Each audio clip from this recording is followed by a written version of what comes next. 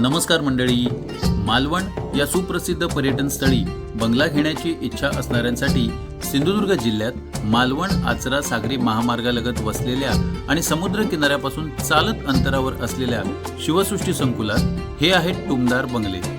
तळमजल्यावर प्रशस्त दालन, स्वयंपाकघर व एक शयनकक्ष, तसंच पहिल्या मजल्यावर दुसरा शयनकक्ष व मोकळी हवेशीर गच्ची.